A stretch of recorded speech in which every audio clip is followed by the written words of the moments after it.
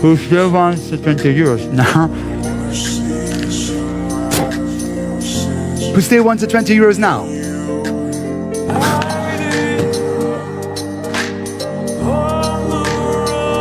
And who still wants them now?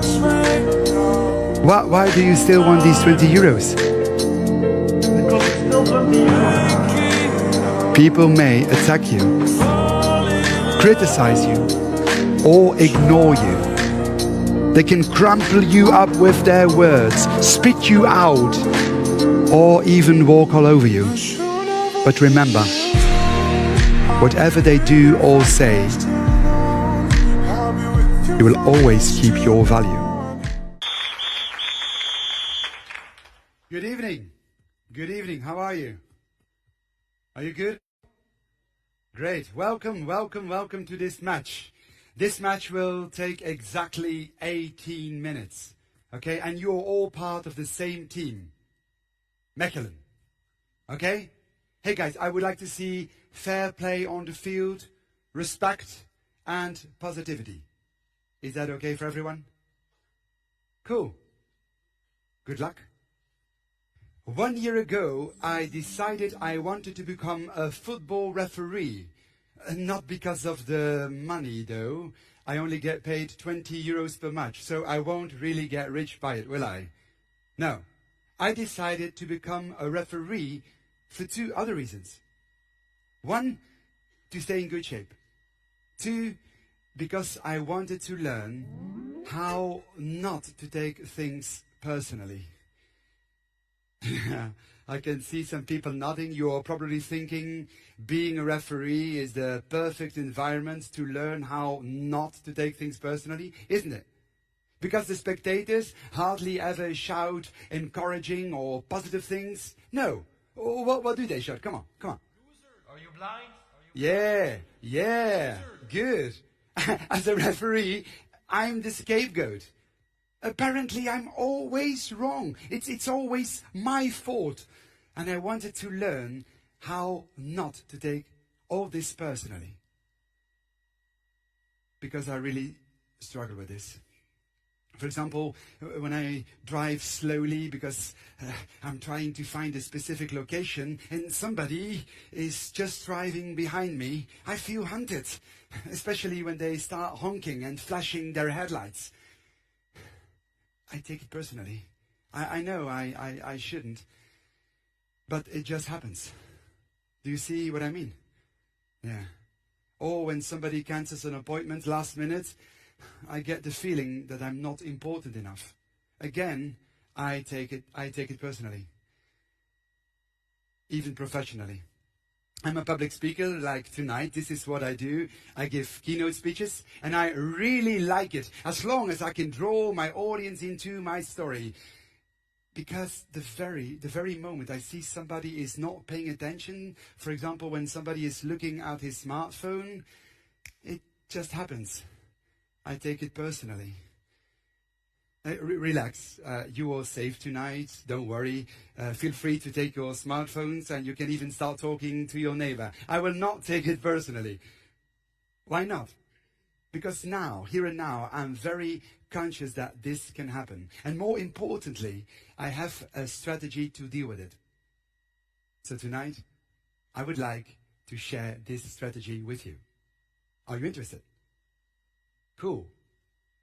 Because I guess I'm not the only person in this room who sometimes takes things personally, right? Imagine you invite a friend to go to the movies and she replies, "Oh, sorry, I have to work." But you see a picture on social media of her having dinner with some friends that very night. Or imagine you really have worked very hard on a project. You're really proud of the end result. But the only thing you get is criticism. So you come home and you would like to wind down and share this terrible experience. But while you're telling your story, the other one walks away to switch on the TV. Now, who would take one of these situations personally? Show me hands. Come on. Lots of you. Why? Why do we take things personally? Somebody says or does something and bam, we feel hurt, neglected, offended, betrayed by the other one. That's what we believe though. It's the other person's fault. He's responsible for what we feel. He's the one to blame. Now, hang on. Who says that? Which part of us is speaking? It's our ego. Our ego thinks that others should take us into consideration. Our ego doesn't want to be criticized. Hell no. Our ego wants to be acknowledged. I'm right. Is this what you want? Do you want to be right?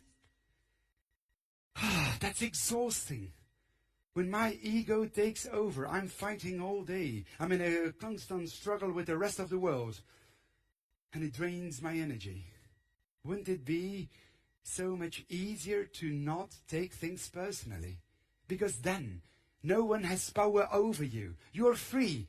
You experience much more harmony and connection between you and other people. Of course, because your energy can go towards nice things instead of endlessly battling against the things that drive you crazy. So the question is, do you want to be right, or do you want to be happy? I know what some of you are thinking. I will make sure I will be happy by being right. Well, how do you do it? How to become happy by not taking things personally? You are standing at the kickoff of the match of your life, the match by which you will learn how to stop taking things personally. So as a referee, I brought my coin for the toss. And every coin has two sides, heads or tails, and they stand for two strategies. Two strategies to no longer taking things personally. Sir, good evening. You're the captain of this huge team. You can choose heads or tails. Heads. Okay? You're lucky, it's heads. Are you ready for the first strategy? Okay, here comes. First strategy. It's not about me. What do you mean it's not about me? This sounds weird, doesn't it? Because when I take things personally, I'm convinced it is about me. When I see someone is looking at his phone, I feel offended. I think, hey, I've put so much effort and time in this presentation. I want respect. I think me, myself, and I. Sounds familiar, no? Yeah. But in fact, it isn't about me. What if I try to look at it from the other person's perspective, asking myself, why? Why is he or she looking at his or her smartphone? Maybe he has just received an important message, one he has been waiting for. Or the topic of my presentation is not really his cup of tea. Could be. Or on the contrary, he finds it very interesting and he wants to take notes on his smartphone. Very smart to do that, by the way. I simply need to shift my focus from me to we, and I won't take it personally. If I try to see the intention of the other one, I make space for understanding instead of irritation. Does this ring a bell with you? When you put your son to bed, but he doesn't want to, he throws himself on the floor, kicking and screaming, I hate you! Do you take that personally? No, you don't, because you know this is not about me. It's about what he wants, what he needs. He's angry because he just wants to stay up a bit longer. That's all. So the first strategy to not take it personally is it's not about me. Look at the other person's intention. When a driver is tailgating and flashing his lights, he probably does it because he's in a hurry. It's not about me. You see? It's as simple as that. In theory. Because in real life it turns out to be a hell of a job. Do you have any idea, ladies and gentlemen, how many thoughts our brain produces a day? 50,000. And guess how many of them are positive? Only 10,000. So this means that 80% of what we think are negative thoughts. That's a lot, isn't it? When you see two colleagues talking to each other and just then they look at you and they start laughing, do you think, oh, they must have noticed my new shoes and they want them too? Now, what do you think? Darn, they're laughing at me. They're gossiping about me. So it takes a lot of effort to correct yourself and say, hang on, I have no clue. They might be laughing about something that has nothing to do with me. So, seeing the positive intention of the other one requires a lot of discipline and training. And that's why I became a referee.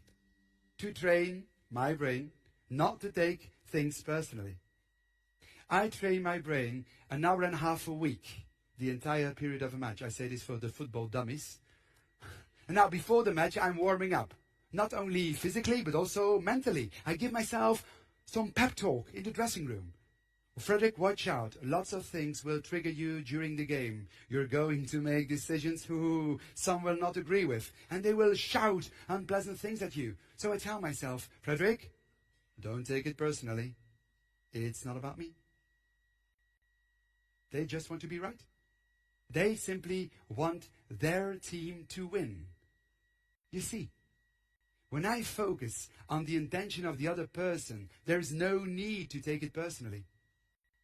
When I apply this strategy very consciously, I admit it, I feel much more at ease on the field. When the coach, the players, or the spectators do not agree with my decisions, I'm less easily thrown off balance. This strategy, ladies and gentlemen, works. But not always, unfortunately, because some words they shout at me, like here, do really hit a raw nerve. You're a loser. Choose another hobby. You know what? Go fishing. Ouch. Maybe they are right. Perhaps I took the wrong decision. Maybe I am a loser. Honestly, that's how I feel sometimes. Do you see this? Every coin has a flip side. When this first strategy, it's not about me, doesn't work, it simply means it is about me.